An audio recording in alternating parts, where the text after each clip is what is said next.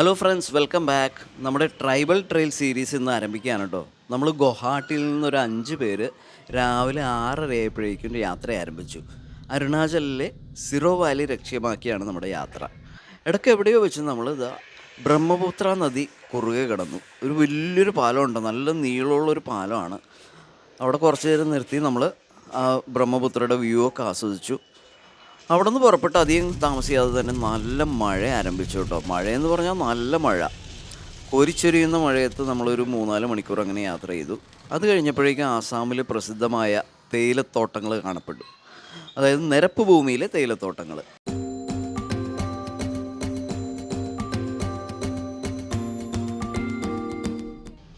ആസാമിലെ ഗ്രാമങ്ങൾക്കൊരു പ്രത്യേക ഭംഗിയാണ് കേട്ടോ.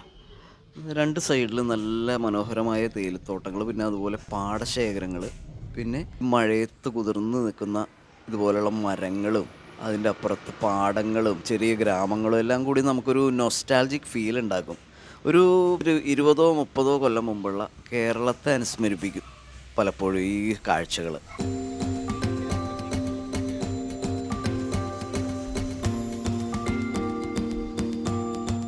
ഈ കാഴ്ച നോക്കി, ആ പുല്ല് മേഞ്ഞ് നടക്കുന്ന പശുക്കൾ, നോക്കത്താ ദൂരത്തോളം ഇങ്ങനെ പരന്ന് കിടക്കുന്ന പാടം.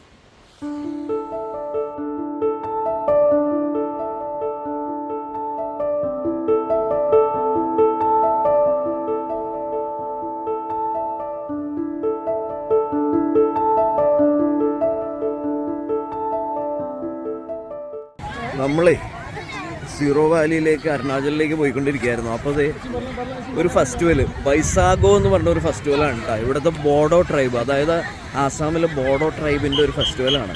അപ്പോൾ അത് കണ്ടപ്പോൾ നമ്മൾ ഇടയ്ക്ക് വെച്ചൊന്ന് നിർത്തിയിട്ട് ഇങ്ങനെ കയറിയതാണ്. ലേഡീസിൻ്റെ വടംവലി, വളരെ വാശിയേറിയ വടംവലി നടന്നുകൊണ്ടിരിക്കുകയാണ്.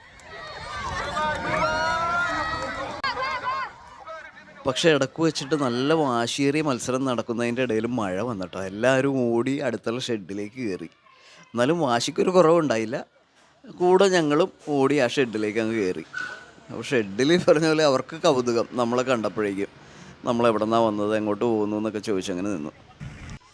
കുറച്ച് കഴിഞ്ഞപ്പോഴേക്കും മഴ മാറി കേട്ടോ. മഴ മാറിയപ്പോഴേക്കും വീണ്ടും എല്ലാവരും ഗ്രൗണ്ടിൽ അണിനിരന്നു. വീണ്ടും മത്സരം ആരംഭിക്കാൻ പോവുകയാണ്.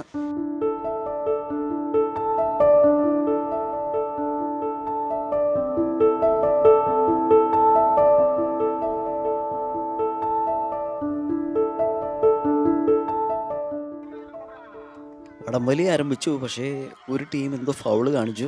അപ്പോൾ അതുകൊണ്ട് അതിൻ്റെ ഒച്ചപ്പാടാണ് ഈ നടക്കുന്നത്. അപ്പോൾ ഇനി വീണ്ടും നടത്തും. ബെസ്റ്റ് ഓഫ് 3 മത്സരമുണ്ട് ഇവിടെ നടന്നുകൊണ്ടിരിക്കുന്നത്.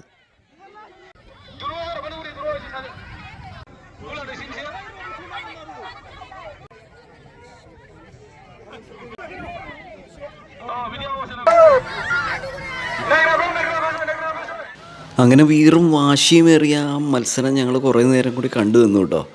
അപ്പോൾ ഇത് 1-1 എന്നുള്ള നിലയിൽ ഡ്രോ വന്നു. പിന്നെ 3ാമത്തെ വലിയിലേക്ക് പോയി. അപ്പോൾ അതും കൂടെ കണ്ടു നിന്നു. അവസാനം വടംവലിയൊക്കെ കണ്ട് അവിടെയൊക്കെ കുറേ നേരം ചുറ്റി നടന്ന് ആൾക്കാരെയൊക്കെ പരിചയപ്പെട്ട് അങ്ങനെ കുറേ നേരം അവിടെ ചിലവഴിച്ചതിന് ശേഷം ഞങ്ങൾ വീണ്ടും യാത്ര തുടർന്നു. ഈ വടംവലി മത്സരമൊക്കെ നടന്നത് ഏതാണ്ട് ആസാം അരുണാചൽ ബോർഡറിന് അടുത്തായിട്ടാണ്. അപ്പോൾ കുറച്ച് നേരം സഞ്ചരിച്ച് കഴിഞ്ഞപ്പോൾ തന്നെ നമ്മൾ അരുണാചലിൻ്റെ ബോർഡറിലെത്തി.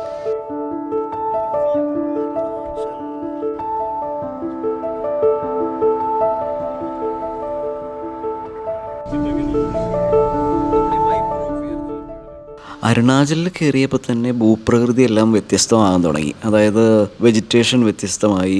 അതുപോലെ തന്നെ നമ്മൾ മുകളിലേക്ക് കയറാൻ തുടങ്ങി. മലനിരകൾ, മല വെട്ടിയുണ്ടാക്കിയ റോഡുകൾ. നല്ല ഭംഗിയാണ് റോഡ് കാണാനായിട്ട്. അതിൻ്റെ ഇടയിലൂടെ ഇങ്ങനെ മലകൾക്കിടയിലൂടെ ഉള്ള റോഡ്, നല്ല വീതിയുള്ള റോഡുകൾ. അങ്ങ് ദൂരെ കാണുന്ന മലയുടെ മുകളിൽ കാണുന്നതാണ് ഇറ്റാനഗർ സിറ്റി, അരുണാചലിൻ്റെ ക്യാപിറ്റൽ. ഉച്ചയ്ക്ക് 1 മണിയായപ്പോഴേക്കും ഞങ്ങൾ ഇറ്റാനഗർ സിറ്റിയിൽ പ്രവേശിച്ചു കേട്ടോ. അത്യാവശ്യം വലിയൊരു സിറ്റി തന്നെയാണ് ഇറ്റാനഗർ. ഇതാ ഇവിടെ കണ്ടു, ഒരു മലബാർ റെസ്റ്റോറൻറ്റോ മറ്റോ ഏതെങ്കിലും മലയാളികളുടെ ആയിരിക്കും.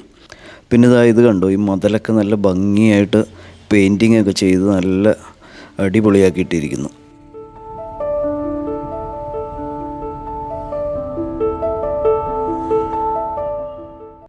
ഇറ്റാനഗർ സിറ്റി എന്ന് പറഞ്ഞാൽ സമുദ്രനിരപ്പിൽ നിന്ന് ഏതാണ്ട് ഒരു 320 മീറ്റർ ഉയരത്തിൽ സ്ഥിതി ചെയ്യുന്ന ഒരു സ്ഥലമാണ്. അതുകൊണ്ട് തന്നെ എവിടെ നോക്കിയാലും കുന്നും താഴ്വരയും മലകളും ഒക്കെ നിറഞ്ഞൊരു പട്ടണമാണിത്. ഇറ്റാനഗറിനടുത്തുനിന്ന് ഞങ്ങൾ ലഞ്ചൊക്കെ കഴിച്ച് വീണ്ടും യാത്ര തുടർന്ന് കുറച്ച് കഴിഞ്ഞപ്പോഴേക്കും വഴിയരികിലൊരു നല്ല വ്യത്യസ്തമായൊരു മാർക്കറ്റ്, അതായത് ചെറിയ ചെറിയ ഇതുപോലെ ഷെഡ് കെട്ടിയിട്ട് അതിൽ ഫുള്ള് പച്ചക്കറികൾ, ഫ്രൂട്ട്സ്, അങ്ങനെയുള്ള പല പല ഐറ്റംസ്. നമ്മൾ സാധാരണ കണ്ടിട്ടുള്ളതും കാണാത്തതുമായ പലതരം വെജിറ്റബിൾസും ഫ്രൂട്ട്സും ഒക്കെ നിറഞ്ഞൊരു മാർക്കറ്റ്. ഈ ബാംബൂ ഷൂട്ട് ഫെർമെൻറ്റ് ചെയ്ത് വെച്ചേക്കുന്നുണ്ട് കുപ്പിയിൽ. നല്ല സ്മെല്ലായിരിക്കും. നല്ല സ്മെല്ലല്ല, കുറച്ച് ബാഡ് സ്മെല്ലായിരിക്കും അതിന്. പിന്നെ ഈ കച്ചവടം കാണാൻ തന്നെ ഒരു രസമാണ് കേട്ടോ. കുട്ടികളെയൊക്കെ പുറകിൽ തൂക്കി നടക്കുന്ന സ്ത്രീകൾ, അതുപോലെ തന്നെ ഈ അമ്മൂമ്മയെ നോക്കി, അവർക്ക് അത്യാവശ്യം നല്ല പ്രായമുണ്ട്, എന്നാലും ചിരിച്ചുകൊണ്ടാണ് അവർ പണിയൊക്കെ എടുക്കുന്നത്.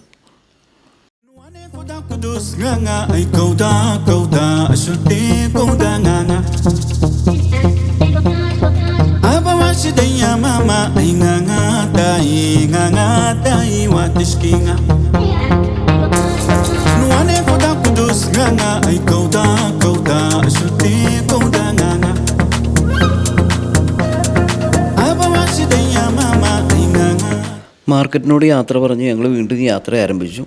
അപ്പോഴേക്കും മലകൾക്കൊക്കെ പിന്നീട് ഹൈറ്റ് കൂടി വന്നിട്ട്, അതുപോലെ തന്നെ കാഴ്ചകളും നല്ല അടിപൊളിയായി. നല്ല മനോഹരമായ മലനിരകളും മേഘങ്ങളും എല്ലാം കൊണ്ട് നല്ല പ്രത്യേക ഒരു വൈബ്.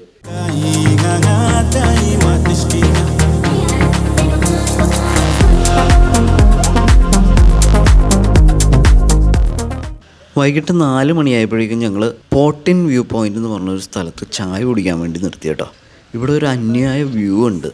അതായത് ഇവിടെ നിന്ന് ഇങ്ങനെ താഴേക്ക് നോക്കിയാൽ ഒരു ഡാം കാണാം. രംഗനദി എന്ന് പറഞ്ഞൊരു നദി ഇവിടെ ഒഴുകുന്നുണ്ട്. അതിന് കുറുകെ ഒരു ഡാമുണ്ട്, രംഗനദി ഡാം. ആ ഡാമിൻ്റെ കാഴ്ചയാണ് ഈ കാണുന്നത്. എന്ത് ബ്യൂട്ടിഫുള്ളാന്ന് നോക്കി.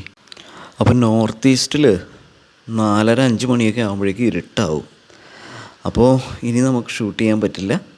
ബാക്കി വിശേഷങ്ങളുമായിട്ട് നമുക്ക് അടുത്ത എപ്പിസോഡിൽ 0യിൽ കാണാം. അതുവരെ ടേക്ക് കെയർ.